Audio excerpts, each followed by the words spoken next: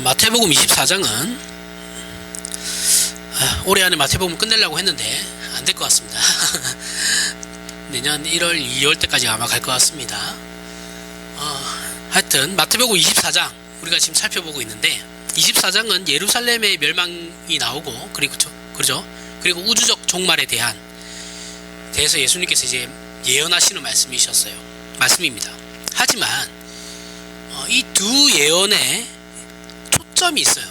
예루살렘과 성전 파괴라는 것과 하나의 초점과, 그리고 하나의 사건, 그리고 우주적 종말, 인류 역사의 멸망이라는 이 두 가지 사건에서의 두 예언의 하나의 초점이 있는데, 이 일이 이건 언제 일어날 것인가에 대해서 말씀하시는 것이 아니죠.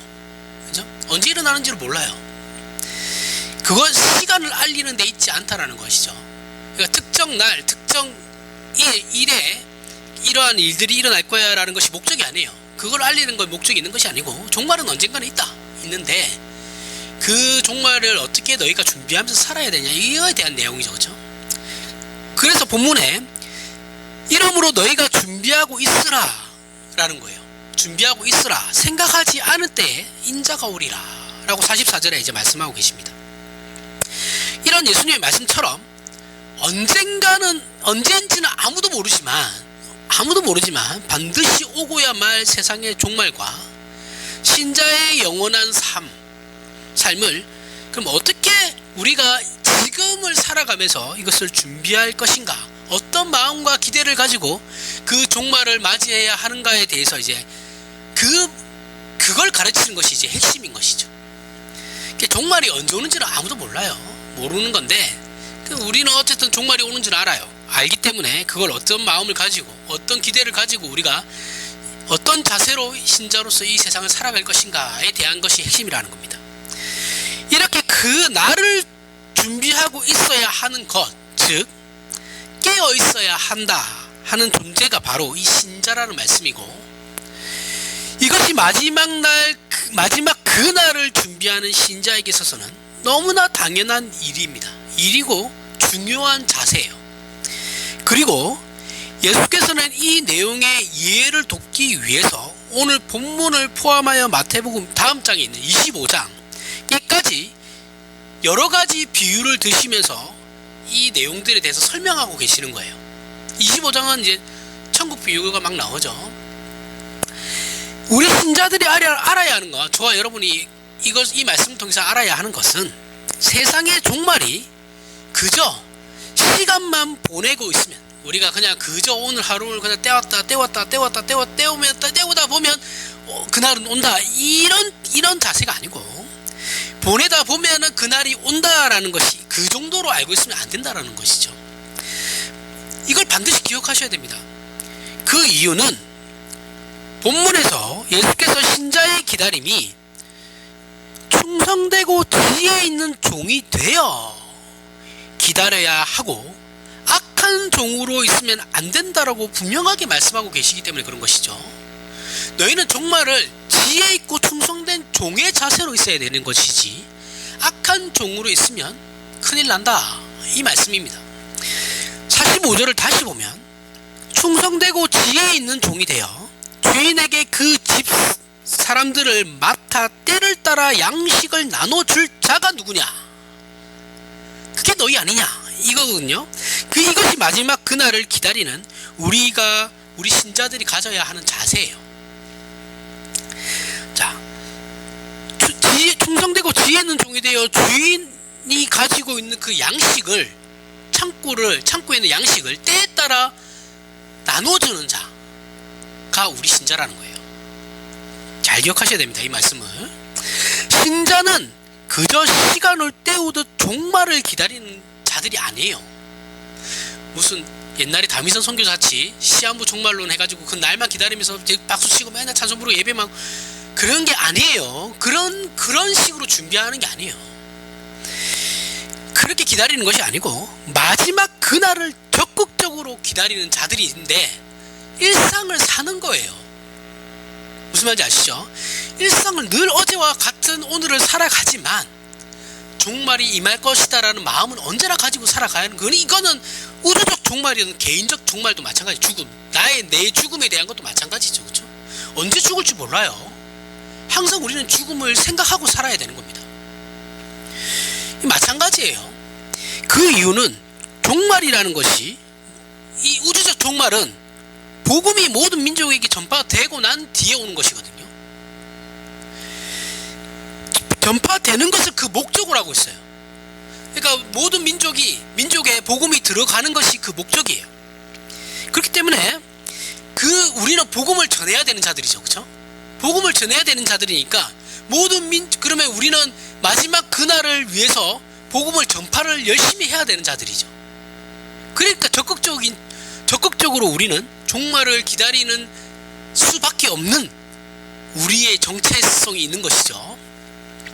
그래서 신자가 종말을 기다린다는 것은 단순히 시간을 기다린다라는 것이 아니고 그때까지 종말을 결실시키는 그 복음의 전파와 하나님의 자녀된 내용을 우리 안에 채우는 것이 책임으로 맡겨져 있어요. 책임으로 맡겨져 있고, 그런 차원에서 우리 신자들은 청지기로서의 직분을 담당을 해야 되는 겁니다. 그럼 청지기의 역할은 무엇입니까? 45절에 나오듯이 때를 따라 양식을 나누어 줄 자, 나눌 자, 청지기예요. 그 뜻을 제대로 이해하려면 반대의 경우인 악한 종을 살펴보면 이제 이 청지기가 어떤 존재인지를 알 수 있겠죠. 악한 종을 살펴보면, 악한 종은 동료들을 때리며 술 친구들과 더불어 먹고 마시는 사람입니다. 친구와 함께 즐기며 먹고 마시는 것이 문제가 아니에요. 그걸 문제 삼는 게 아니에요. 친구들 만나서 그럼 교제도 하지 말아야 됩니까? 친구들과 술 한잔 하면 안 됩니까? 그게 아니에요. 그걸 얘기하는 게 아니죠. 그렇죠? 그게 아닙니다. 교제는, 친구들과 만나고 교제를 나누는 건 너무나도 중요해요. 너무나도 중요한 우리의 삶의 일부분이에요. 그럼 무슨 말이냐? 성경에서 먹고 마시며 라고 하는 것은 보통 방탕함을 표현하는 하나의 그 단어, 그런 카테고리? 그러니까 방탕함을 표현할 때 보통 먹고 마시며라는 말을 써요. 그 먹고 마시며가 문제가 아니죠. 그렇죠? 단순히 먹고 마시는 것이 문제가 아니에요. 그냥 이렇게 표현하는 건데, 왜 그럼 이렇게 표현하냐면 여러 번 설명했습니다. 성경에서 방탕하다라는 것은 윤리 도덕의 문제가 아니라 그랬죠. 그렇죠? 윤리 도덕적인 문제가 아니에요. 뭐의 문제? 시간을 낭비하는 것이라는 거예요. 따라서 이 구절은 친구들과의 교제 자체를 문제 삼는 것이 아니에요. 절제하지 않는 것, 절제하지 않고 시간을 낭비하는 것에 대한 예수님의 비판인 겁니다. 옛날에는 저희 어렸을 때는 이렇게 또 부연 설명하면 안 되는데 시간이 길어지는데, 저희 어렸을 때는 이걸 본문 문자 그대로 해석해가지고 친구들도 못 만나게 하고, 친구들 만나서 모이고 있으면 교회에서 이상한 눈으로 쳐다봐요. 그게 아니에요. 교회 안에서 교제는 너무나도 중요해요. 성도들 간의 교제는. 그걸 막아서는 절대 안 됩니다. 그거 하라고 교회에 있는 거예요. 조직교회는 교제를 하라고 있는 거예요. 교제하라고, 예배드리고 교제하고. 이게 제일 중요한 겁니다. 그게 아니죠. 그죠? 시간 낭비하지 마라. 너희들끼리 모여가지고 만나는 건 좋은데 절제해라. 절제하면서 해라. 밤새도록 술 마시지 마라. 저녁이 되면 헤어져라. 적당한 씩 마시고 헤어져라. 그거예요. 생각 없이 사지 마라. 그 말씀을 하는 건데 뭘 자꾸 이걸 이상하게 해석해가지고. 그런 말이 아니죠. 그럼 예수님도 포도주 마셨는데 그럼 예수님도 비판하실 건가요? 예수님도 와인 마셨잖아요. 말 같지도 않은 해석을 가지고 자꾸. 재미있는 것이 뭐냐면 이 악한 종은 분명히 방탕하고 책임을 회피했죠. 그죠? 악한 종이 한 게 뭐예요? 동료들을 때리고 지가 할 일을 안 하고 친구들 만나서 먹고 마시느라고 지가 할 일을 안 한 사람이에요. 그죠? 그래서 분명히 방탕했고 시간 낭비를 했고 책임을 회피했어요. 그죠? 자기가 책임져야 할 것을 안 지고는 게으름을 피웠어요. 근데 재밌는 게 뭐냐면 이 주인의 판결이에요. 주인이 그 악한 종을 보고 판단했을 때 어떻게 판결하느냐. 어미 때리고 외식하는 자가 받는 벌의 처하리니라고 해요. 자, 분명히 이 악한 종은 책임을 회피하고 게으름을 피웠고 방탕하게 살았는데 주인은 외식하는 자라고 판단하고 있어요. 악한 종에게 외식하는 자라고 판단하고 얘기하고 있어요. 외식했다. 야, 외식에 대한 본문 앞장인 마태복음 23장에 보면 쉽게 이해할 수 있죠. 23장 2절에서부터 4절에 서기관들과 바리새인들이 모세의 자리에 앉았으니 그러므로 무엇이든지 그들이 말하는 바는 행하고 지키되 그들이 하는 행위는 본받지 말라. 그들은 말만 하고 행하지 아니하며 또 무거운 짐을 묶어 사람의 어깨에 지우되 자기는 이것을 한 손가락으로도 움직이려 하지 아니하며. 자, 외식한다라는 것은 다 아시죠? 겉으로 치장하지만 그 겉치장에 상응하는 내용을 가지고 있지 않는 것이죠. 겉으로는 열심히 꾸미지만 그 꾸밈으로만 끝나는 것이 아니라 거기에 상응하는 내 안의 내용을 채워야 되는데 내용은 없고 겉만 번지르한 거죠. 부실공사죠. 그럼 서기관들과 바리새인들의 이 외식, 즉 저들이 한 겉치장과 져야 하는 내용으로서의 책임은 구체적으로 무엇이었습니까? 바리새인과 서기관들이 책임을 져야 하는 그 책임이 무엇이었냐? 23장 13절에 화 있을진저 외식하는 서기관들과 바리새인들이여 너희는 천국문을 사람들 앞에서 닫고 너희도 들어가지 않고 들어가려 하는 자도 들어가지 못하게 하는도다. 예수님의 표현대로라면 서기관들과 바리새인들은 이스라엘 민족에게 있어서 천국 문직이었어요. 청직이었어요. 이것이 저들에게 맡겨진 신분이고 위치였습니다. 저들은 그 자리가 가지는 권세나 모양은 과하게 즐겨요. 분에 넘치게 즐겼습니다. 즐기면서 그 자리에서 지켜야 하는 내용이나 책임, 즉 본문식으로 얘기하면 때를 따라 곳간에서 양식을 나누어 주는 일에는 실패했던 거예요. 그래서 오늘 본문에서 예수께서 악한 종을 외식하는 자가 받는 벌의 처하리니라고 말씀하시는 겁니다. 네가 하는 짓이 딱 외식하는 자들이야 라는 거예요. 네가 해야 할 일을 안 했잖아. 너는 네가 해야 할 일은 안 하고 너 위치에서 누릴 것만 누리고 있잖아. 책임은 하나도 없어. 그러면 너는 외식하는 자다 라는 겁니다. 이해가세요? 이런 일들은 전부 예루살렘 멸망과 성전 파괴라는 그 하나의 측면과 그리고 세상 역사의 종말이라는 이 두 가지 측면을 논하면서 그 종말을 기다리는 자세로서 그 신자가 지혜롭고 충성된 그런 청지기들이 나올 것이다. 우리들이 얘기하는 겁니다. 나올 것이고 그 청지기는 분명히 때를 따라 양식을 나누어 줄 자들일 거다라는 말씀입니다. 그게 우리예요. 이거 이해 가셔야 됩니다. 좀 더 우리의 이해를 돕기 위해 마태복음 13장을 살펴보려고 하는데 13장의 내용은 천국 비유에 관한 것이죠. 간단하게 마지막 비유만 살펴보겠습니다. 나중에 기회 되시면 13장 읽어보십시오. 마태복음 13장 47절 52절 47절에서부터 52절 또 천국은 마치 바다에 치고 각종 물고기를 모으는 그물과 같으니 그 그물에 가득함에 물가로 끌어내고 앉아서 좋은 것은 그릇에 담고 못된 것은 내버리느니라. 세상 끝에도 이러하리라. 천사들이 와서 의인 중에서 악인을 갈라내어 풀무불에 던져 넣으리니 거기서 울며 이를 갈리라. 자, 의인 중에서 악인을 갈라내어 풀무불에 던져 넣으리니 거기서 울며 이를 갈리라. 이 모든 것을 깨달았느냐 하시니 대답하되 그러하오이다. 예수께서 이르시되 그러므로 천국의 제자된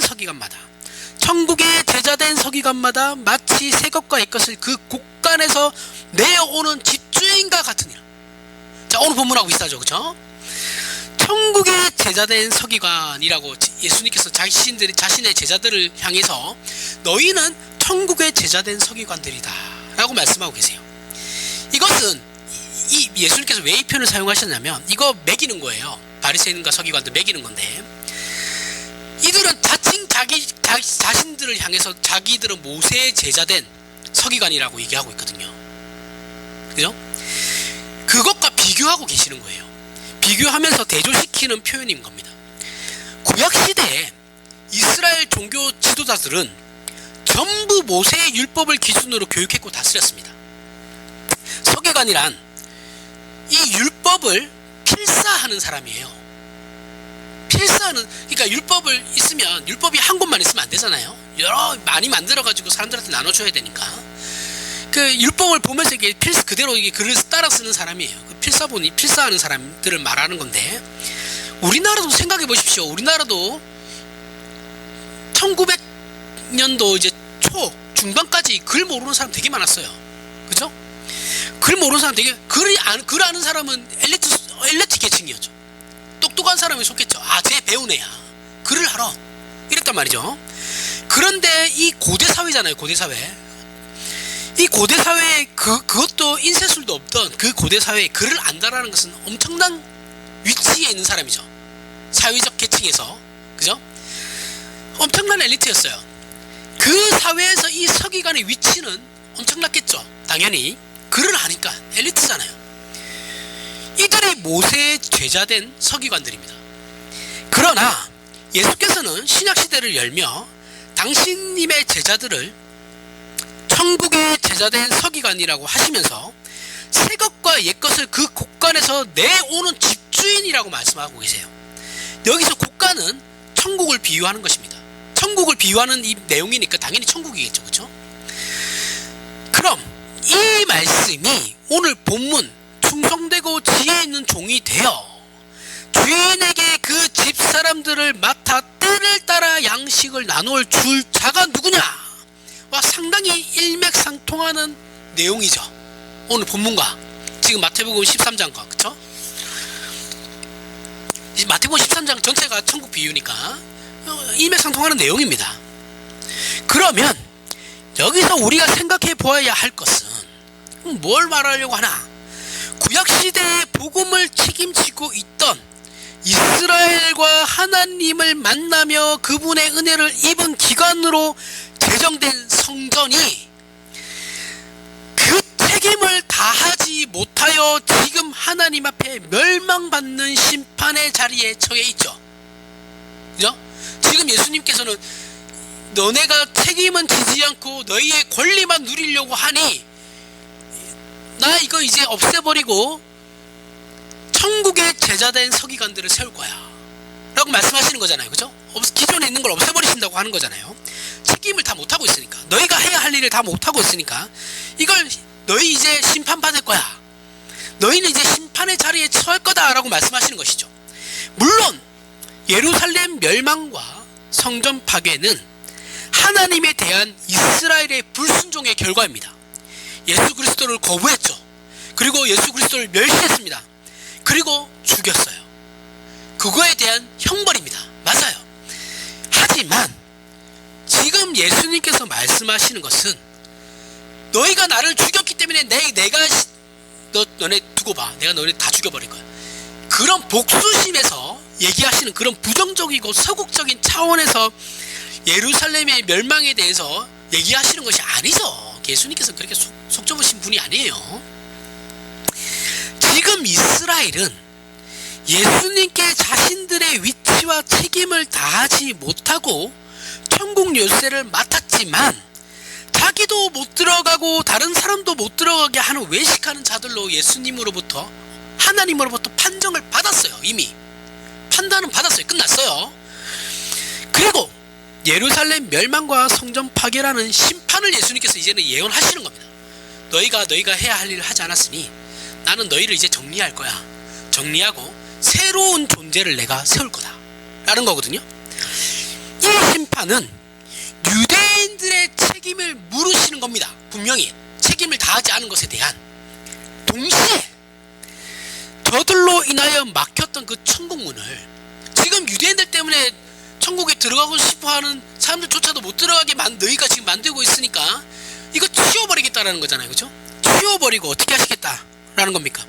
그 막혔던 천국문을 내가 다시 열 거야. 열 건데 누구를 통해서? 예수님을 통해서 열 건데 그러면 누구를 세울 건데? 예수님을 통한 천국의 제자된 서기관들을 내가 청지기들을 다시 세울 거다라는 거죠.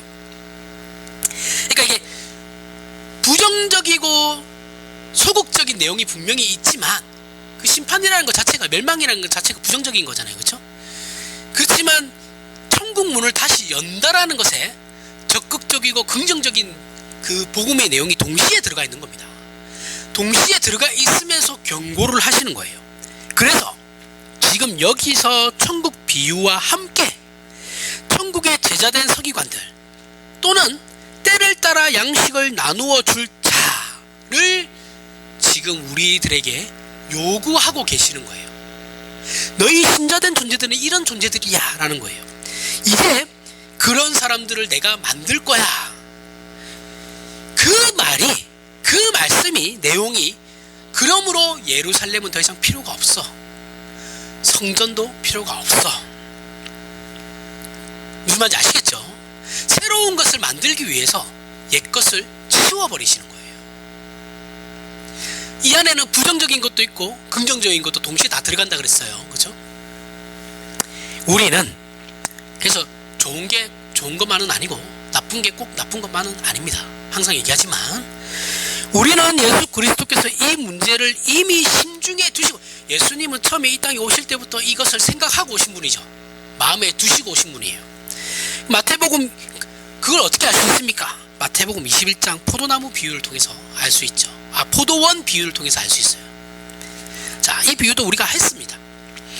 이 비유는 어떤 포도원 주인이 소작농들에게 포도원을 맡기고 먼 곳에 갔다가 이제 포도원이 소출을 받을 때가 되어서 종을 보냈는데 이 소작농들이 작당을 하고 이 종들을 다 죽이죠. 그래서 주인이, 걔도 착한 사람이 인내가 있는 사람이에요. 인내심이 상당한 사람이다. 내 아들까지 죽일까 해서 보냈는데 아들도 죽여버리죠. 그 비유예요. 그 다음 내용을 읽어보겠습니다. 자, 이렇게 예수님께서 비유로 말씀하시고 난 뒤에 21장 40절 41절에 예수님께서 이렇게 말씀하십니다. 그러면 포도원 주인이 올 때 그 농부들을 어떻게 하겠느냐? 자신의 종들도 죽이고 내 아들마저 죽인 그 종들을 어떻게 할 것 같냐? 라고 질문을 던지죠. 그러자 서기관들과 바리새인들이 이렇게 얘기합니다. 서기관과 바리새인들이겠죠.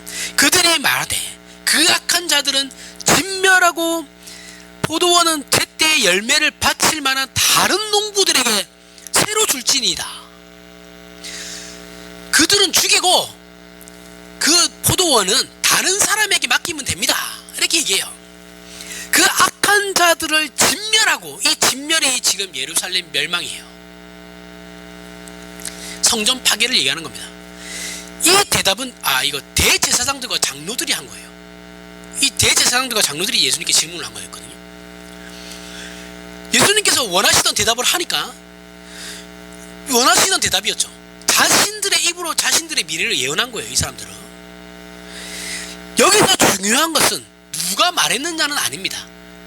대제사장이 말했냐, 장로들이 말했냐, 이게 중요한 것은 아니고, 잘 생각해 보세요. 소작농들이 문제를 일으켰다 해도, 자, 포도원은 그대로 있고 소작농들이 와서 문제를 일으켰어요.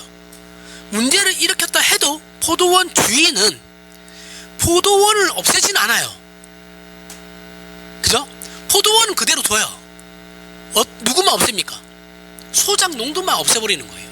없애고 포도 농사도 포기하지 않으세요. 그죠? 다른 사람을 대체하면 되는 거니까. 잘 생각하셔야 됩니다. 포도원은 그대로 있어요. 사람만 바뀌는 거예요.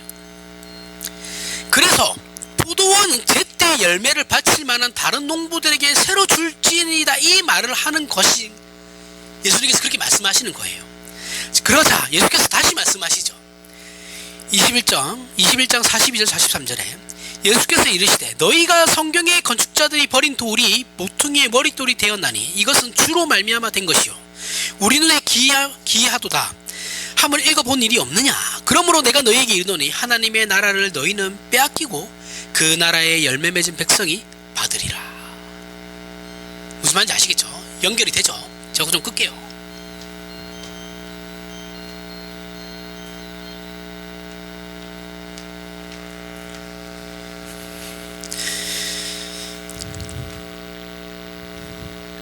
결국 예루살렘 멸망과 성전 파괴는 그것으로 끝이 아니다라는 거죠. 그죠?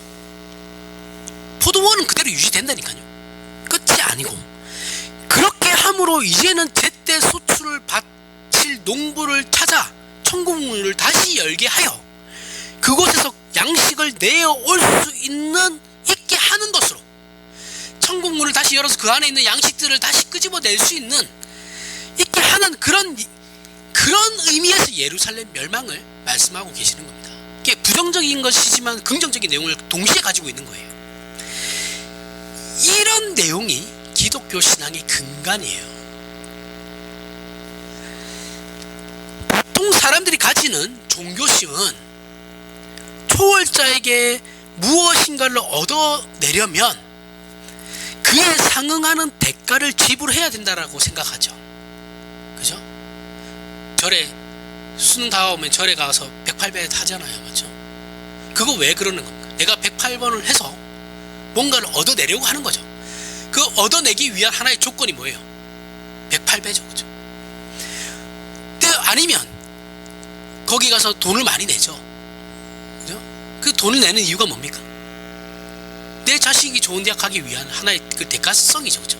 교회도 마찬가지죠. 교회도 예배 그 시험 기간 되면은 부모님들 모여가지고 시험생 부모님들 모여가지고 교회에서 막 예배하고 자기들끼리 기도회하고 헌금도 막 하고 하면 안 돼요. 그런 거 그냥 모여서 기도하시는 거는 하겠는데, 그걸 마치 내 자식이 좋은 대학 갈 수 있게 해주십시오 이런 식으로 기도하는 건 옳지는 않습니다.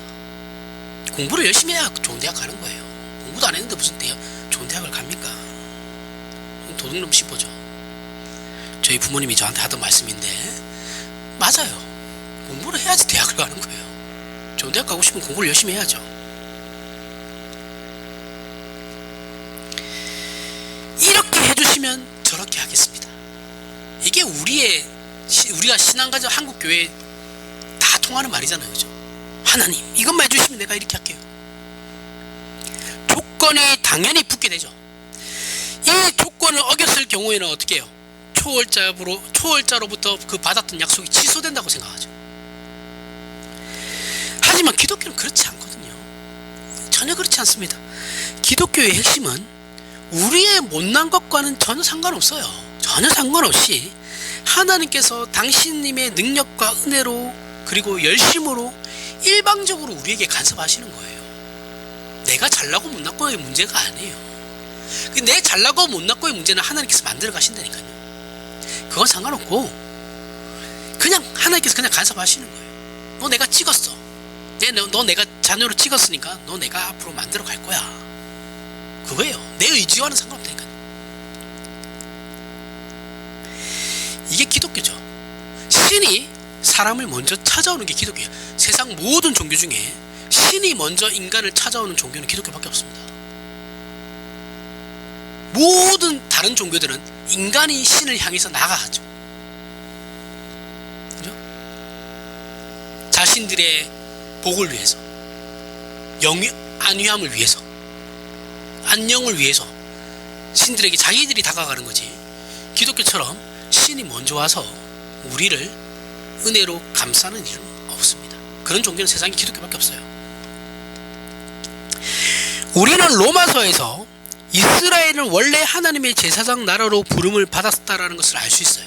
로마서를 통해서 그들이 다른 민족들보다 잘나거나 우월해서 선택한 것이 아니죠. 사실 이스라엘만 선택된 것도 아니에요. 지도 착각이에요. 이들은 하나님께서 모든 민족을 부르기 위해 그저 먼저 부른 사환이에요. 사환이고 종입니다. 그리고 제사장이었어요. 하지만 이들은 그 임무에 실패했죠. 선민사상에 빠져가지고 자기들이 할 일을 안 했어요. 이들은 신앙을 넘겨주는 일에만 실패를 한 것이 아니라 본인들의 신앙도 실패했어요. 다른 사람에게 자신들의 신앙을 전파해야 되는 것도 실패했고 자신들의 신앙도 실패했어요. 그런데 로마서에서 바울은 그렇다고 자 그래 이스라엘이 잘못했어, 이스라엘이 문제야. 그런데 잘 생각해봐. 그렇게 이스라엘이 잘못했고 이스라엘이 실패했다고 지금 이방이 구원을 못 받냐? 아니다라는 거죠. 이스라엘이 실패했음에도 불구하고 하나님께서는 이방인에게 복음을 전파하게 하셨다란 말이죠. 이렇게 묻는 겁니다. 오히려 이스라엘의 실패로 이방이 구원을 얻게 되었다라고 바울은 얘기하고 있어요. 이스라엘이 실패함으로 말미암아서 이방에게 복음이 전파되었다라는 것이요. 이렇게 이방의 구원이 이스라엘로 말미암지 않고 이스라엘 때문에 이방이 구원 얻은 것이 아니고 이스라엘의 실패에도 불구하고 너희 이방이 구원을 얻게 된 것이라면 결국 이방의 구원은, 이방인들의 구원은 방법에 의한 것이 아니죠. 의한 것이 아니고 오직 하나님의 은혜에 의한 것이다 라고 바울이 말하고 있는 겁니다. 그게 로마서예요. 그리고 이렇게 은혜로 이방이 구원을 얻었다면 이스라엘이 실패했다고 해서 하나님께서 그것을 꼬투리 잡아 그 이스라엘을 그냥 내버려 두실 일이 없다라는 것이 바울의 논리입니다. 무슨 말이냐면 이렇게 하나님이 어떤 방법론을 통해서 구원을 이루시는 것이 아니고 하나님의 전적인 은혜로 말미암아 구원이 이루어진 것이다라고 한다면 이스라엘이 그 못난 짓을 했다고 해도 이스라엘이 그 못나서 지네들이 못나가지고 실패했다고 해도 그럼 이스라엘은 하나님께서 버리시는 것이냐? 그건 아니다라는 거예요. 이스라엘도 결국 구원을 받을 것이다 라는 말씀입니다. 오늘 우리가 보는 것도 마찬가지예요. 성전이 그 기능을 제대로 하지 못하고 이스라엘이 자신들의 책임을 제대로 감당하지 못하여 천국문을 막고 서 있습니다. 그래서 저들은 천국문을 열고 그 곳간 안에 있는 것들로 신자들로 배불리지 못하고 다른 사람들에게도 나누어 주지도 못해요. 집에도 채우지 못하고 다른 사람들의 배도 채우지 못하고 있는 상황이에요. 자기들 뿐만 아니라 다른 사람들도 천국에 못 들어가게 막고 있는 것이 이스라엘 유대인들이에요. 그래서 하나님께서 저들을 벌하십니다. 예루살렘 멸망과 성전을 파괴시키세요. 벌하시는데 그런데 하나님께서 이들을 벌하심으로 그러면 천국문을 닫았냐는 거예요. 아니죠. 저들은 벌했지만 포도원은 그대로 유지된다니까요. 사람만 바뀔 뿐이고. 저들은 벌하시는 것은 하나님께서 그러면 왜 저들을 벌하십니까? 천국문을 다시 열기 위해서 벌하시는 거잖아요. 그렇죠? 그냥 벌하시고 천국도 문 닫아버리고 에이 몰라 다 치워버려 이렇게 하시는 게 아니죠. 그렇죠? 사람들 그들만 벌하시고 천국은 그대로 다시 열어야 되는 거니까. 포도원은 그대로 유지하고 포도 농사도 계속해서 짓는 겁니다. 하지만 소작농이 바뀌는 것이죠. 우리는 신앙 속에서 우리가 소원하는 것과 요구하는 것에 어떤 조건을 계속해서 달려고 해요. 하나님 이렇게 해주시면 이렇게 저렇게 열심히 신앙생활을 하겠습니다. 그래서 보상받았다고 생각하면 어떻게 됩니까? 감사해요. 감사 헌금도 하고 감사한 마음을 가지고 살아요. 그런데 어느 날 갑자기 전혀 인식하지 못하다가 어느 날 갑자기 내가 좀 신다답지 못한 삶을 살아가고 있구나. 내가 신앙생활을 제대로 영위하지 못하고 있구나. 내가 실패하고 있구나라는 생각이 들면 갑자기 하나님이 자신을 외면할 거라고 생각해요. 우리는 그래요. 전혀 그렇지 않다라는 것이죠. 우리가 우리 자신에게 실망하고 우리가 우리 자신에게 절망하며 우리가 우리 자신을 포기해도 하나님께서는 그러지 않으십니다. 포도원은 그대로 가지고 가신다니까요. 불변하시는 하나님이세요. 변하시지 않아요. 하나님께서는 어떻게 해서든 우리를 하나님의 자녀된 영광의 자리에 세우시려는 오직 하나의 뜻만 있고 그 뜻을 관철시킬 뿐입니다. 그러면 내가 잘못하면 어떻게 됩니까? 그럼 내가 잘못하면 어떻게 돼요?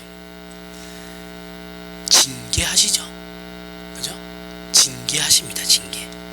그러나 이 벌하심이 우리를 포기하지 않으신다라는 증거가 되는 것이죠.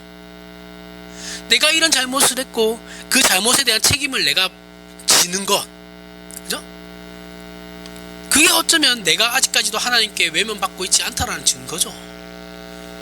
내놓은 자식은 뭐라 하지 않아요. 잔소리도 안 해요, 부모들이. 그죠? 아직 내놓지 않았기 때문에 잔소리를 하는 거죠. 포기하면 징계가 없죠. 그래서 유기자라는 말을 쓰는 겁니다. 불신자들을 향해서. 유기된. 징계는 다른 말로 하면 훈련이라 그랬습니다. 그죠? 하나님의 자녀 다움을 만들기 위한 훈련이 징계예요. 신자들의 삶이 그럼 왜 고달픕니까? 왜 고달플까요? 하나님께서 우리를 포기하지 않으셨기 때문에 고달픈 겁니다. 힘들어요. 그럼 불신자들은 왜 편안합니까? 포기했으니까요. 청소년 때, 사춘기, 중고등학교 때 제일 싫은 게 부모님 잔소리잖아요. 그죠? 사춘기 때 너무 싫죠, 부모님 잔소리는. 그래서 제일 부러워하는 게 뭡니까? 지 마음대로 사는 친구들. 부모님 맞벌이 해가지고 집에 없고 자기 마음대로 하는, 누구도 간섭 안 하는. 지금 돌아보면은 걔가 사람 노릇 제대로 하겠어요? 가정교육을 제대로 못 받았는데. 아니죠, 그렇죠? 부모님의 잔소리가 있는 집이 온전히 사람답게 자랍니다. 하나님이 유기하신 자들은 간섭을 하시지 않기 때문에 편안하죠. 자기 마음대로 살아도 양심이 찔릴 게 없잖아요. 이것이 오늘 말씀을 통해서 우리가 알아야 할 내용입니다. 천국 곳간에 있던 양식들의 보급이 성전과 이스라엘로 인하여 방해받고 차단된 것을 이제 예수님께서 이들을 정리하고 제대로 다시 보급하기 위해 성전을 부수시고 예루살렘을 멸망시키신 겁니다. 그리고 거기에 무엇을 세우셨습니까? 교회를 세우신 거예요. 옛것을 이제 정리하시고, 옛것에 대한 실체이신 예수 그리스도께서 오셨으니까 더 이상 옛것은 필요가 없죠. 그리고 새로운 교회를 거기에 세우신 겁니다. 이제 교회는 예전에 이스라엘이 맡았던 것을 그대로 넘겨받게 되었어요. 교회가 이어가는 겁니다. 역사 이렇게 쭉 내려오다가 다시 교회가 이걸 바톤 터치해서 이어받는 것이죠. 그렇죠?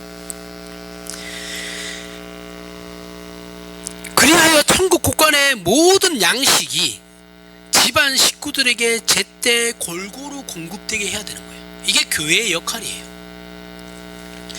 하지만 이 일에 대해 교회는, 이스라엘은 실패했잖아요, 그렇죠? 하지만 교회는 절대 실패하지 않습니다. 절대 실패하지 않아요. 우리가 볼 때는 실패할 것 같지만 절대 실패하지 않습니다. 왜요? 예수 그리스도께서 교회의 머리가 되셨기 때문에 그런 겁니다. 이스라엘은 예수 그리스도께서 머리가 되신 것이 아니죠, 그렇죠? 그 오실 분에 대한 그 약속을 붙잡고 있었던 게 이스라엘이죠. 근데 하지만 오셨기 때문에 그 약속은 이미 이루어졌고, 그들이 가지고 있던 것은 이미 지나가 치워지게 되는 거죠. 그리고 새로운 것이 등장하는 겁니다. 근데 이 새로운 것은 그 주인이, 그 머리가 예수님이라는 거죠. 달라요. 예수께서 친히 천국 문을 맡으신 겁니다. 마태복음 16장 16절에서부터 19절에 시몬 베드로가 대답하여 이르되 주는 그리스도시요 살아계신 하나님의 아들이시니이다. 예수께서 대답하여 이르시되 바요나 시몬아 내가 복이 있도다. 이를 내게 알게 한 이는 혈육이 아니요 하늘에 계신 내 아버지시니라. 또 내가 내게 이르노니 너는 베드로라. 내가 이 반석 위에 내 교회를 세우리니 음부의 권세가 이기지 못하리라. 내가 천국 열쇠를 내게 주리니 내가 땅에서 무엇이든지 매면 하늘에서도 매일 것이요 내가 땅에서 무엇이든지 풀면 하늘에서 풀리라 하시고. 자, 교회 설립에 대해서 예수님께서 말씀하시는 내용입니다. 그렇죠? 천국 열쇠는 교회에 있다라고 말씀하는 겁니다. 여기서 교회란 천주교처럼 교황을 중심으로 한 교회, 지네들 눈에 보이는 그 조직교회, 사제들이 있고 교황이 있고 그런 교회가 아니에요. 그런 교회를 얘기하는 게 아니고, 그래서 교황이 천국 열쇠를 가진 자다 아니에요. 그렇게 얘기하면 안 돼요. 그 이상한 거고. 예수님이 우리 교회라고, 예수님께서 교회라고 신약 성경에서 계속 교회라고 말하는 내용은, 교회는 이런 건물을 가진 교회를 얘기하는 것, 조직 교회를 얘기하는 것이 아니고 예수 그리스도를 주라 시인하는 사람들을 말하는 겁니다. 그러니까 눈에 보이지 않는 불가시적이라고 그러죠, 그렇죠? 불가시적인 우주적 교회를 얘기하는 거예요. 절대 실패하지 않는 교회는 이 교회를 얘기하는 겁니다.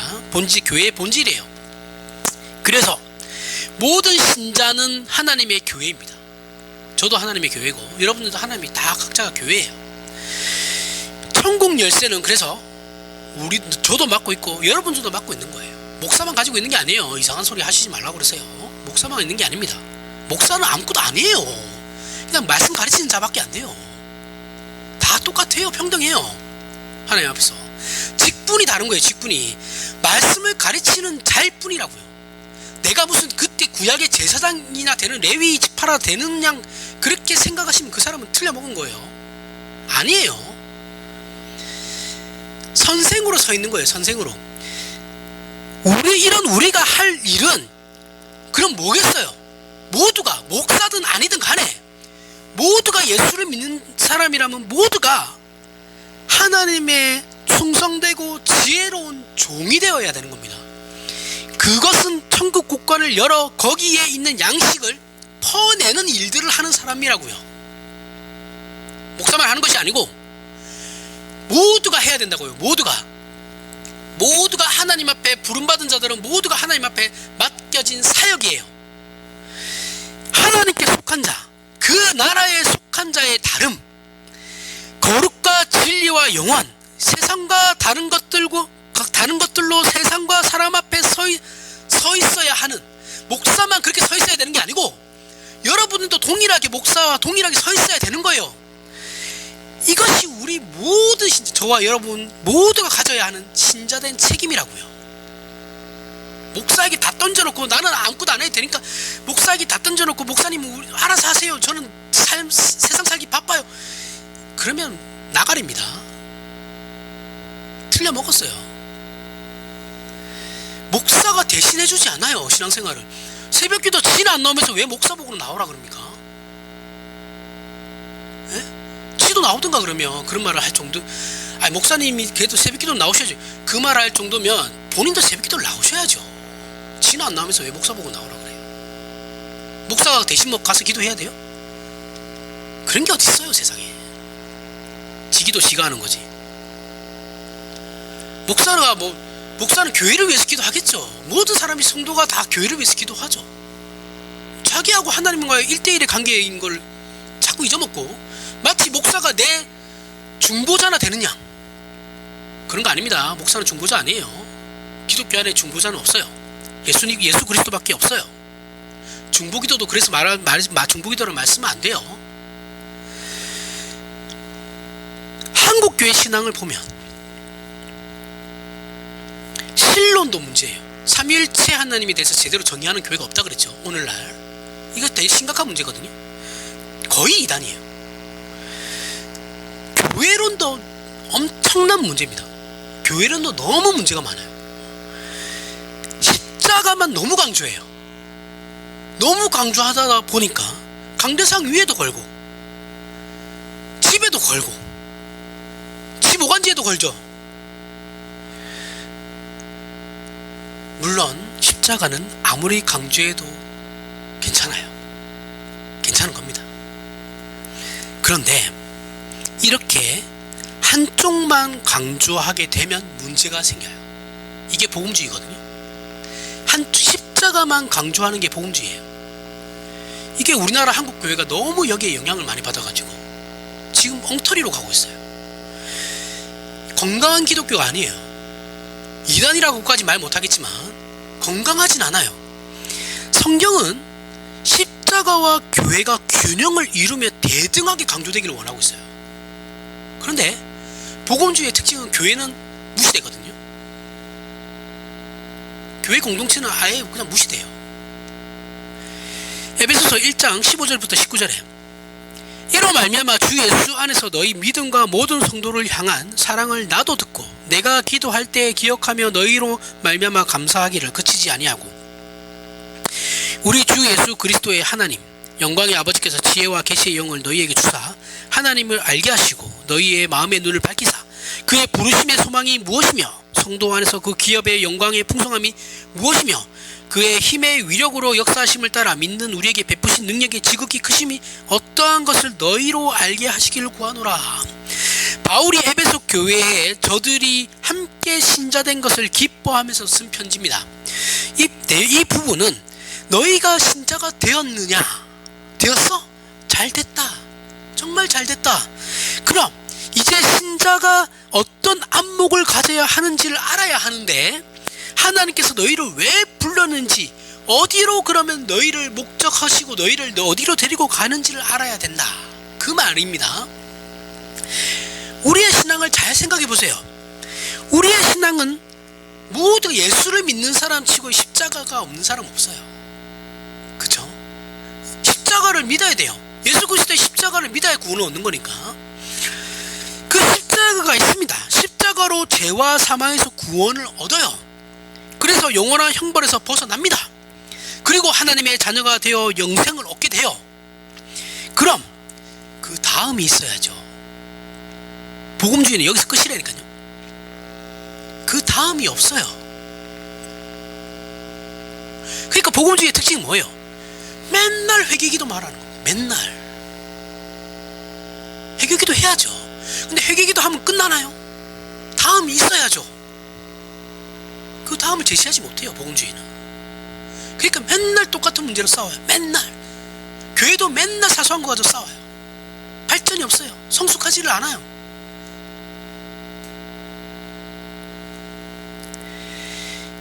우리 신앙을 잘 돌아보십시오. 우리는 어디로 가야 됩니까? 장소적인 문제가 아니죠. 그죠? 내용에 있어서 말하는 겁니다. 내용. 어떤 내용을 가지고 계세요? 어떤 내용입니까? 죄와 사망에서 벗어나 우리가 지금 어디로 부름받고 있어요? 한국교회는 이 부분에 대한 명확한 답을 제시하지 않아요. 제시하지도 않고 주지도 않죠. 목사들이 여기에 대한 설명도 하지도 않아요. 늘 얘기하지만 그래서 어떻게 합니까? 일을 시켜요. 교회 가면 그렇게 일을 시킵니다.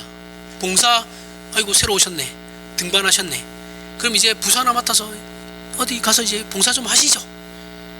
미치는 겁니다. 그렇게 하면 안 돼요. 사주 나온 사람이 뭘 알아요? 예? 간단하게 교리를 배운다고 하지만 그것도 간단하게 배우는 교리조차도 기억 못해요.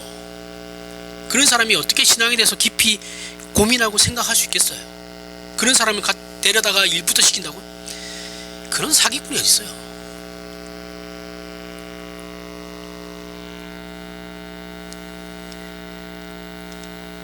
전도시켜요. 봉사만 시켜요. 이것은 일에 있어서는 뭐 봉사는 할 수 있어요. 뭐 본인이 하겠다면 하는 건데 내용에 있어서는 그 무엇도 가지지 못하는 겁니다. 그죠? 그 사람이 무슨 신앙에 대해서 하나님을 얼마나 안다고 그 봉사를 하면서 자기가 그 안에서 생각을 해보겠어요? 택도 없죠. 한국교회는 값없이 얻은 구원을 무엇으로 갚아야 하느냐, 여기에 주안점을 두고 계속 일만 시키는 겁니다. 은혜 받았잖아요. 구원 받으셨잖아. 그러면 뭔가를 해야지. 왜 그 뭔가를 해야 되는 게 꼭 교회 봉사여야만 하는 겁니까?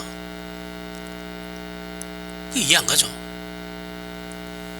노동력 착취예요. 그런 거. 그죠? 노동력 착취라 그런 겁니다.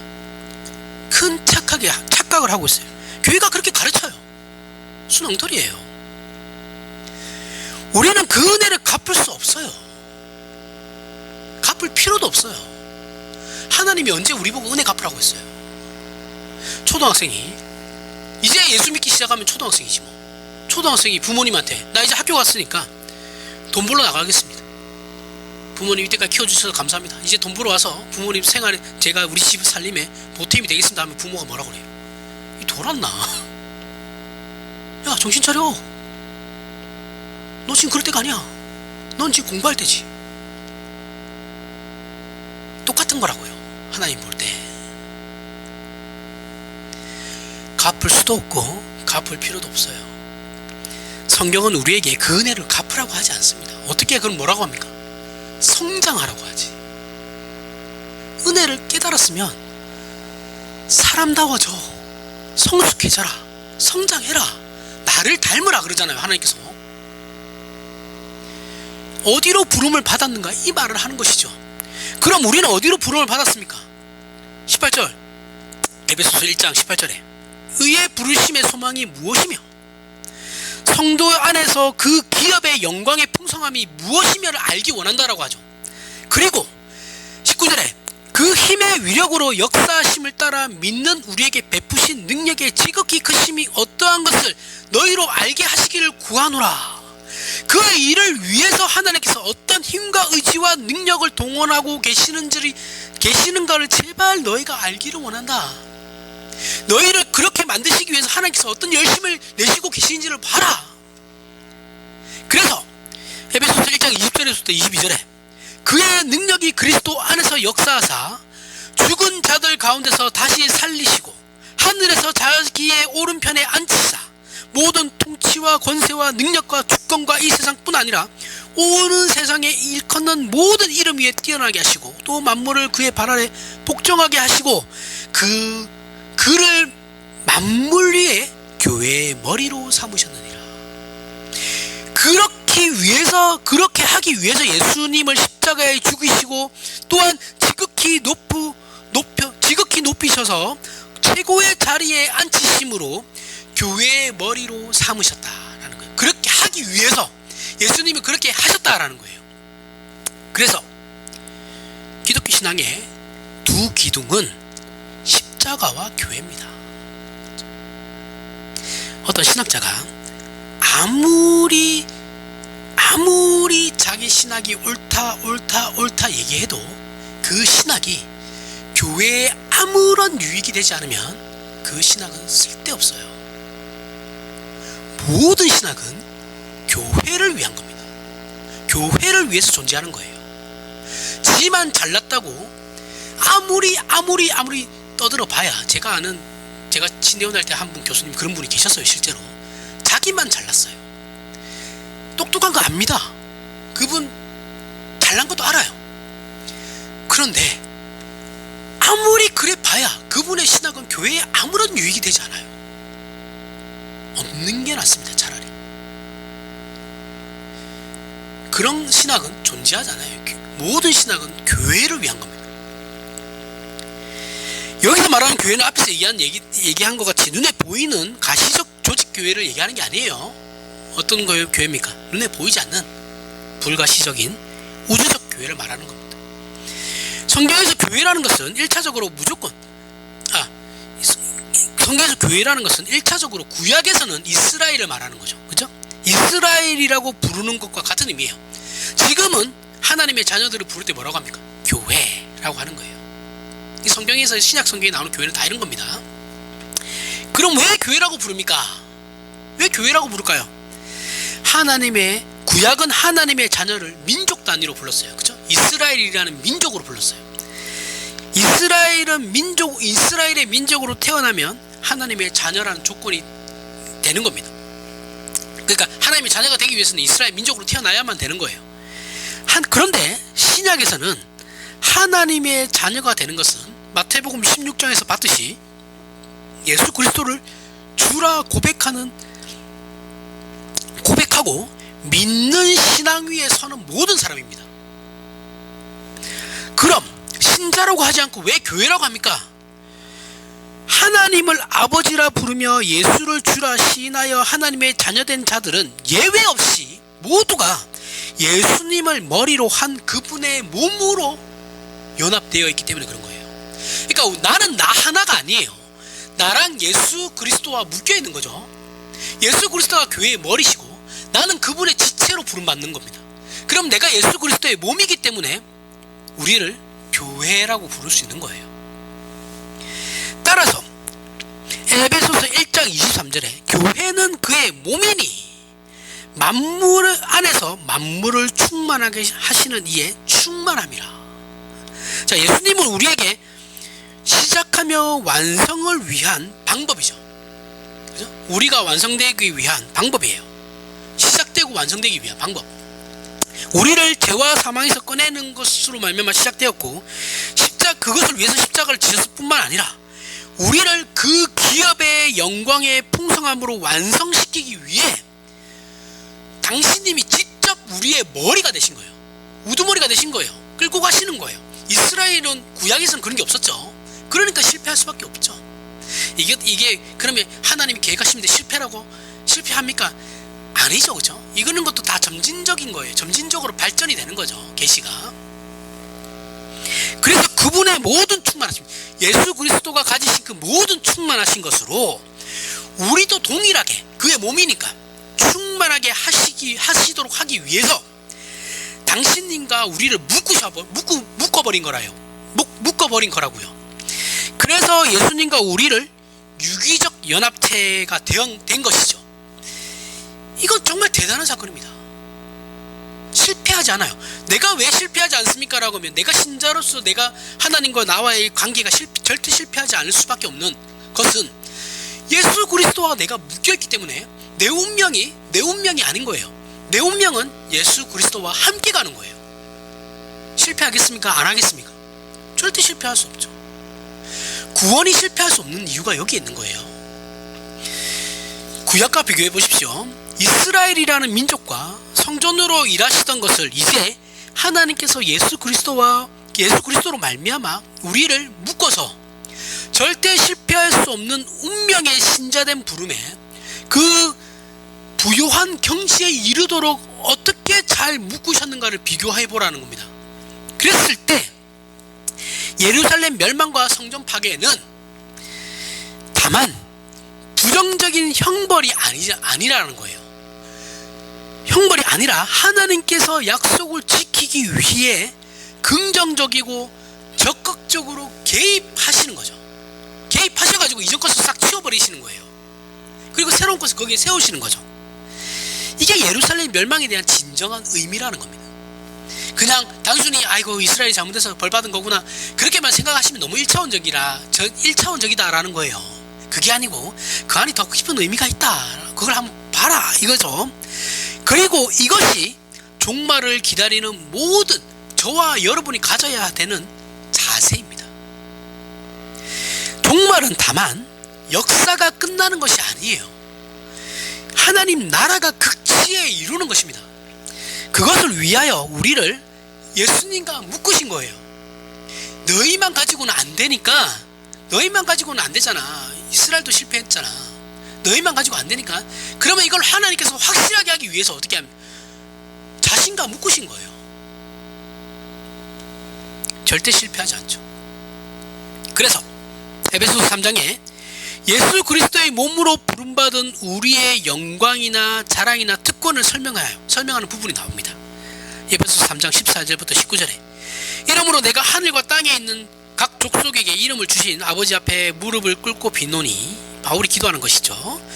그의 영광의 풍성함을 따라 그의 성령으로 말미암아 너희 속사람을 능력으로 강건하게 하시오며 믿음으로 말미암아 그리스도께서 너희 마음에 계시게 하시옵고 너희가 사랑 가운데서 뿌리가 박히고 터가 굳어져서 능히 모든 성도와 함께 지식에 넘치는 그리스도의 사랑을 알고 그 너비와 길이와 높이와 깊이가 어떠함을 깨달아 하나님의 모든 충만하신 것으로 너희에게 충만하게 하시기를 구하노라. 바울이 지금 에베소 교회를 위해서 기도한 내용입니다. 자, 우리는 신앙의 확신이 있는 사람이나 체험을 많이 한 사람들의 그런 간증을 들을 일이 많죠. 그죠? 그 중에 특히 기도 응답을 많이 받았다, 기도 응답을 받았다라는 것으로 자신의 신앙을 확인하려고 하는 사람들이 있어요. 그런 사람들은 항상 조심하셔야 됩니다. 항상 조심하셔야 돼요. 기도 응답으로 자기 신앙을 확인받고 싶어하는 사람을 조심하라는 거예요. 기도를 하지 말라는 것이 아니고, 하나님의 어떠하심을 믿고 기도를 한 것이 아니고, 그냥 단지 내가 이렇게 기도했더니 하나님께서 이렇게 주셨어, 내 열심을 봐, 이렇게 얘기하는 사람 조심하라는 거예요. 무슨 말인지 아시죠? 하나님의 은혜가 아닌 내가 어떠한 노력으로 말미암아 그 응답을 받아냈다라는 사람을 조심하라는 거예요. 무슨 말인지 이해가시죠? 이런 사람도 항상 있습니다. 자기 자랑이죠, 자랑.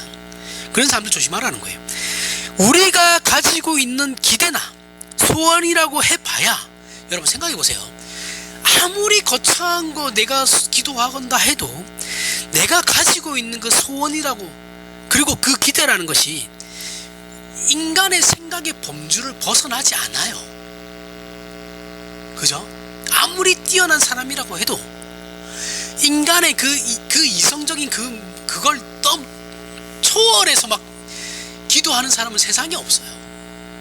그죠?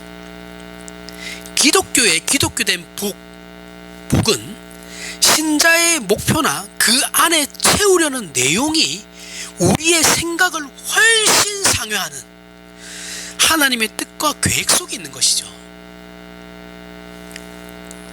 근데 기껏 지가 아무리 기도 열심히 하고 뭐 대단한 신앙을 가진 것처럼 얘기한다는 사람이 기도한다라는 그 내용이라고 해봐야 뻔하다라는 거예요. 우린 그걸 기도하는 게 아니죠. 그렇죠? 하나님께서 나에게 무엇을 채우시려고 하는가에 대해 기도를 하는 거죠. 그 뜻을 위해서 기도하는 거지 내 욕심을 위해서 기도하는 게 아닙니다. 그래서 기독교에서 신앙이 좋다는 말은 그 사람이 얼마나 열심을 내고 있냐에 대한 문제가 아니에요.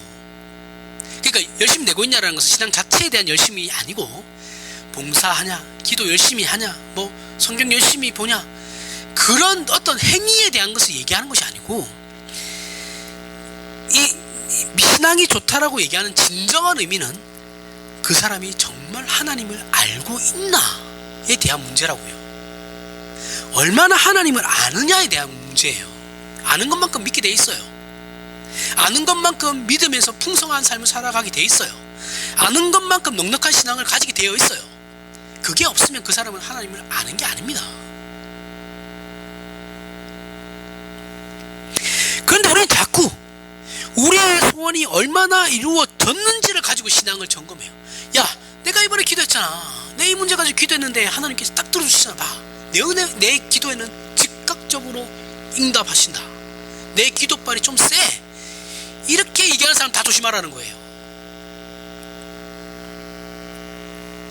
우리는 소원이라는 것도 우리가 기껏 소원이라고 해봐야 돈벼락 맞게 해달라는 거잖아요. 그게 아니면 병낫게 해달라고.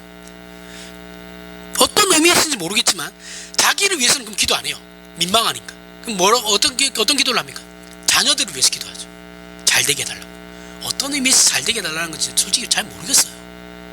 성공하게 해달라는 거겠죠. 그 정도예요. 그 정도 우리 기도의 수준은. 하지만 하나님께서는 이런 것이 아니다라는 거예요. 야, 좀 그런 기도는 이제 좀 그만할 때도 되지 않았냐?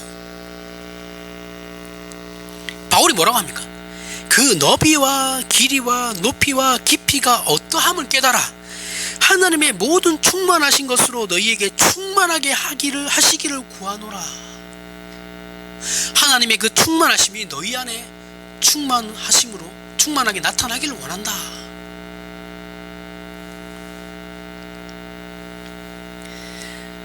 만사협동을 얘기하지 않잖아요. 그렇죠? 이것을 예수님과 우리를 묶으셨다라고 말하는 겁니다. 그래서 그 다음을 보면 에베소서 3장 20절부터 21절에 우리 가운데서 역사하시는 능력대로 우리가 구하거나 생각하는 모든 것에 더 넘치도록 능히 하시리에게 교회 안에서와 그리스도 예수 안에서 영광이 대대로 영원 무궁하기를 원하노라. 아멘. 바울이 왜 교회 안에서라고 하느냐 하면 예수 그리스도와 우리가 함께 묶여있기 때문에 그런 것입니다. 예수 그리스도 안에 있는 모든 충만한 것이 우리 것이 되게 하려고 묶어 놓으신 거예요. 이것이 기독교 신앙의 정수이고 자랑입니다. 그 충만한 것이 우리 신자들의 목표예요. 여러분도 구원 얻고 어떻게 그러면 그 다음이 뭡니까? 라면 그리스도의 그 충만하심이 내 안에 채워지는 것. 그게 우리의 그 다음입니다. 신자는 그렇게 될 수밖에 없는 운명이에요. 아니요, 하나님 싫어요. 지금은 아닌 것 같습니다. 소용없어요. 아시죠? 저보다 더 많이 사셨으니까. 그거 소용없다는 거 다 압니다. 이런 거 생각하면 가슴이 뜨겁죠. 이게 신앙이라는 것이 그냥 믿고 어쩌고 하는 게 그게 다가 아니구나. 그 안에 심오한 내용이 있고 어떤 하나님과의 예수 그리스도와 나와의 어떤 심오한 연결이 고리가 있고 운명이 감치한다는 게 무슨 말인지 이제 알겠다. 이런 생각이 들면 가슴이 뜨겁죠. 실패하지 않으니까요. 예루살렘과 성전 파괴는 분명히 하나님의 형벌입니다. 1차적으로는 하나님의 형벌이 맞아요. 그렇지만 다만 형벌만이 아니라는 겁니다. 형벌만이 아닌 것처럼 천국 문을 막고선 문지기가 제 역할을 하지 못하자 그 문지기를 바꾸신 것은 그 문을 열자고 바꾸신 거죠. 그렇죠? 하나님께서 다시 천국을 다시 여시기 위해서 적극적인 하나님의 행위신 거죠. 그런 종말의 시대를 산다라는 것은 결국 우리가 그러한 종말의 시대를 살고 있는 거잖아요. 그 천국 문을 열어서 그 안에 있는 것을 다 주는 것이죠. 우리 신자된 입장에서 종말은 열려져 있는 그 천국문, 예수 그리스도로 말미암아 다시 열어져 있는 그 천국문에 천국으로 들어가서 그 안에 있는 내용들을 끄집어다가 나눠주는 거예요. 그게 우리의 역할이에요. 목사만 하는 게 아니라 그랬어요. 모두가 다 해야 되는 겁니다. 그 문을 닫는 것이 아니죠, 그렇죠? 저와 여러분은 그 일을 위해서 동일하게 부름을 받은 거예요. 이해가 가세요? 여기에 계급이 어디 있어요? 여기에 있는 자 없는 자의 차이가 어디 있어요? 그런 거 없어요. 이게 하나님의 일이에요. 그럼 이 하나님의 일을 위해서 내가 어떤 조건을 가져야 되느냐, 그런 거 필요 없어요. 그냥 내가 맡은 자리에서 내가 할 수 있는 걸 하면 되는 겁니다. 우리는 자꾸 그런데 남들이 하는 걸 부러워하고 동일하게 하고 싶어 하죠. 그럼 가랭이 찢어지는 거죠.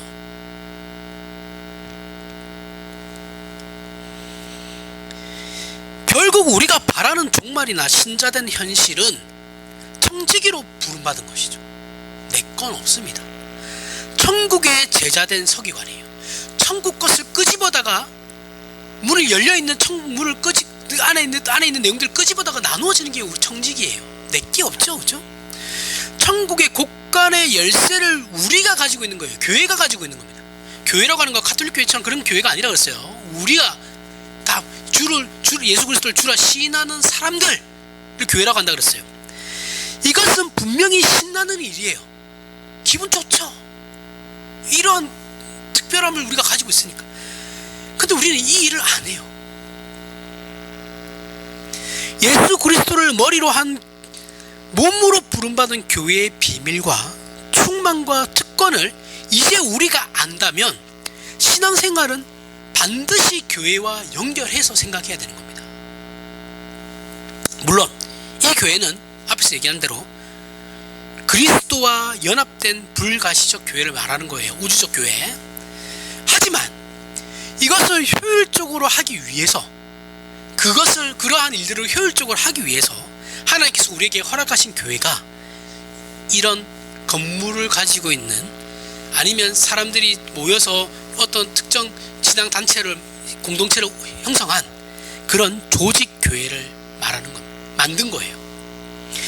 이 조직 교회라는 것은 일을 하기 위해서도 있지만 예수 그리스도의 몸으로 부름받은 신자들의 어떤 유기적 연합과 훈련을 위해서 만들어진 것이에요. 우리가 우주적 교회라면 느낌이 없잖아요, 그죠? 그게 실체가 없으니까 우리가 좀 와닿지 않죠. 그래서 그것을 이 땅에 현실화시킨 것이 지금의 이 교회라는 거예요. 이해가세요? 이해가셔야 됩니다. 일을 하기 위해서뿐만 아니라, 물론 지역사회를 위해서 일을 많이 해야 되니까 교회는, 뿐만 아니라 예수 그리스도의 몸으로 부름받은 것을 눈에 보이는 이 실체를 통해서 우리가 훈련을 받고 있다라는 거죠. 그 안에서 그래서 신자들 간의 교제가 발생하는 겁니다. 무조건 교제는 발생해야 돼요. 제 주변에 공교육 있죠. 학교, 우리나라 교육 제도 안에 학교가 있잖아요. 초등학교, 중학교, 고등학교 있잖아요. 그렇죠? 이 공교육을 믿지 못해가지고 자신의 자녀들을 학교를 안 보내고 집에서 이제 공부를 시키는 거예요. 공부를 시켜서 검정고시로 보게끔 하는 그런 사람들이 있습니다. 그것도 준비하는 사람들도 있어요. 저도 예전에는 뭐 굳이 학교 보낼 필요 있나라는 생각했어요. 요즘 학교가 너무 말이 많으니까 그럴 필요가 있나라고 생각을 했는데, 근데 나중에 이제 제가 처음에 그렇게 생각하다가 지나가면서 보니까 그렇게 교육받은 애들, 학교를 안 다니고 교육받은 애들하고 만나서 얘기도 해보고 이렇게 하다 보니 그렇게 그들한테 들은 얘기도 있고, 제가 이렇게 살아가면서 생각을 정리하는 부분에서도 느꼈던 것이, 학교에는 분명히 그 또래끼리의 어떤 어울림과 그 어울림 속에서 서로 배우게 되는 게 있죠. 그렇죠? 경험하게 되는, 그때만이 그리고 공감할 수 있는 그런 것들도 있죠. 그렇죠? 경험할 수 있는 것들이 있게 됩니다. 그리고 그것이 나중에 자녀들이 자랐을 때 사회성을 형성하는 데 상당히 큰 역할을 합니다. 그렇죠? 가정에서 자기들끼리 있으면 사회성 형성하기 좀 힘들잖아요. 솔직히 좋든 싫든 추억으로 남아요. 학창시절 추억 없는 사람 어디 있습니까? 그렇죠? 좋든 싫든 추억으로 남게 됩니다. 근데 그것을 부모가 하지 못하게 하는 것은 좀 좋은 것 같지는 않다라는 생각이 들어요. 요즘 들어서는 그 문제가 있다고 생각이 듭니다. 조직교회의 가장 큰 유익도, 지금 우리가 이 건물을 가지고 있는 이 교회의 가장 큰 유익도, 신자들이 와서 서로 얽히고 설키는 데 있다라는 거예요. 이게 유익이라는 거예요. 솔직히 골치 아픈 일이죠. 그죠? 피곤해요. 싫어요. 진짜 교회만 가면 피곤해. 저 사람들하고 다시 이렇게 해야 되는 것도, 부딪히는 것도 싫고, 뭐 맨날 저 사람은 맨날 투덜대, 뭐 이런 것 때문에 복잡해지죠. 사람 관계에 있어서 형성도 복잡해지고 피곤해지죠. 그런데 그 학교도 마찬가지죠. 좋은 것만 있는 건 아니잖아요. 그죠? 싸우기도 하고 친구들끼리 다툼도 있고 뭐 그런 것도 있고, 교회도 똑같다라는 거죠. 그런데 문제는 그 지지고 볶는 그 틈에서 모두가 함께 성장해 간다라는 거예요. 교회 와서 자기 성질 있는 대로 부리는 사람 간혹 있긴 하지만 대부분은 교회 오면 그래도 잘 참습니다. 형식적으로라도. 그죠? 집에서는 막 큰 소리 쳐도 교회 오면 얌전해지시는 분들이 있어요. 그런 대로 참아요. 집에 가서 뭐 뒷담화를 하든 말든 그건 모르겠고, 교회 와서는 참아요. 막말로 우리가 교회가 아니면 언제 이런 경험을 해보겠어요? 사회에서는 안 참아요. 참을 이유가 없죠. 그렇죠? 교회에서라도 이런 훈련을 해야 되는 것이죠. 또 한국교회 신자들은 교회에 깊이, 조직교회에 깊이 관여되면 피곤하고 손해본다고 생각해요. 그래서 조직교회에 대해서 정말 얄밉게 면책받을, 최소한의 면책받을 정도로만 관여합니다. 적극적으로 동참하지 않아요. 교회 일에. 그러면 안 된다라는 거예요. 적어도 그 조직교회의 정회원이라면, 그 교회에 세례받은 입교받은 정회원이라면 그 교회의 모든 일에 관심을 가져야 됩니다.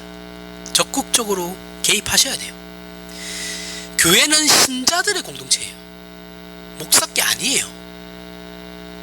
신자들 겁니다. 신자들이 운영이 가는 거예요.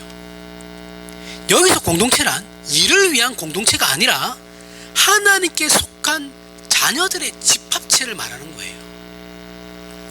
이랬을 때 가장 먼저 일어나는 일이 뭐예요? 싸움이죠. 그죠? 사람 모이는데 싸움 안 일어나는 데 없습니다. 다 일어나요. 세상에 어떤 동호회 가도 다 싸움이 일어납니다.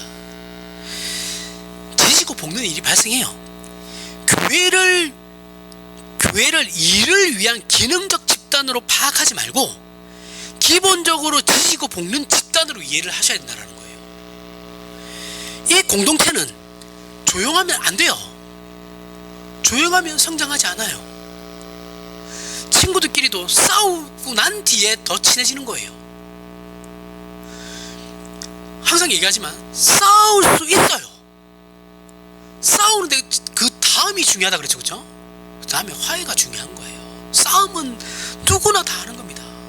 부부지간에 싸움하지 않는 사람도 이상한 사람들이에요. 왜 부부지간에 싸움을 안 합니까? 싸움이 일어날 수밖에 없는데. 정말 만에 하나 뭐 있을까 말까 한 부부들이긴 하지만 건강한 것 같지는 않습니다. 저는. 싸워요. 선을 넘어서는 안 돼요. 그 대신, 그죠? 싸움을 할 수 있어요. 그 다음이 중요하죠. 화해하는 거.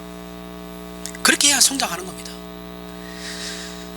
그 훈련을 지금 우리가 눈에 보이는 이 교회를 통해서 우리가 받고 있는 거예요.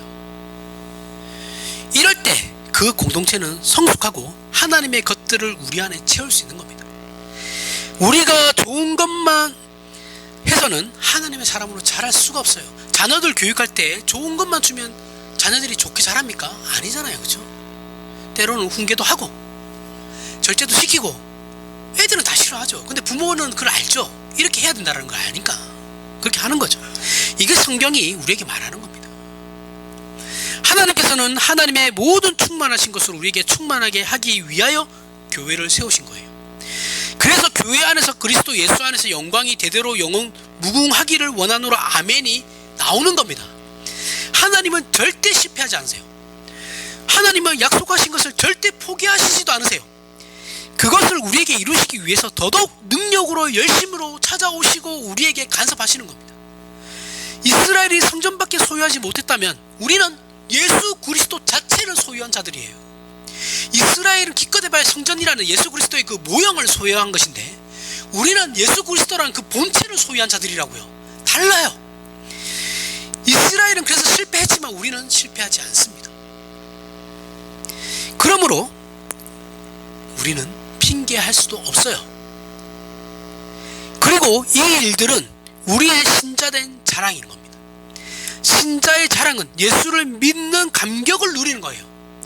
우리의 신앙을 점검하여 돌아보시길 바랍니다. 그래서 우리의 신자된 현실이 재미없고 소극적이라면 그것은 우리의 잘못이지, 나의 잘못이지 교회가 잘못하는 게 아니에요.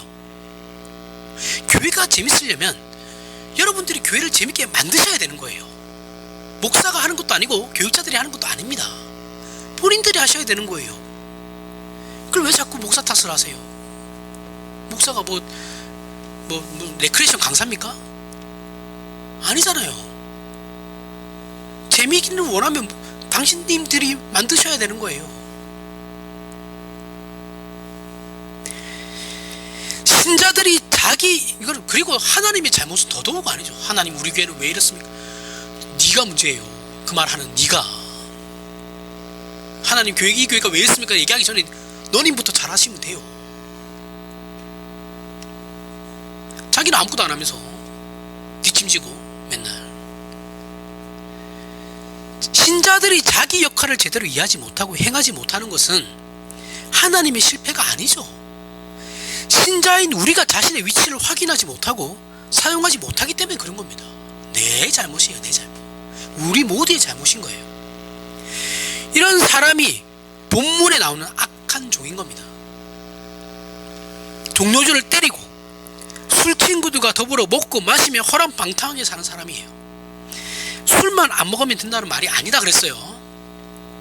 제발 우리의 신자된 인생을 헛되이 보내지 말고 하나님 나라의 문지기로서 천국 곳간에서 무엇을 꺼내 먹으며 이웃들과 그것을 어떻게 나누는지를 점검하는 저와 여러분이 되시길 바랍니다. 기도하겠습니다. 하나님 아버지 은혜를 감사합니다. 하나님께서 우리 아버지 되시며 우리를 예수 그리스도를 통해 구원하시고 함께 묶으셨습니다. 우리는 예수 그리스도의 모든 충만하신 것으로 충만하게 되어 그렇게 되게 되어 있고 우리를 통하여 하나님의 모든 충만하신 것이 영광을 받도록 부름받은 존재들입니다. 우리의 존재와 우리의 인생이 귀한 것과 우리를 부르시고 우리를 통하여 일하시지만 실패하지 않는 하나님의 능력과 사랑을 확인하였은즉 충성된 하나님의 종으로 우리의 인생을 바치고 신자된 기쁨을 우리 안에서 누리며 세상 앞에 자랑하는 우리의 전 인생이 되게 하여 주시옵소서. 예수님 이름으로 기도합니다. 아멘.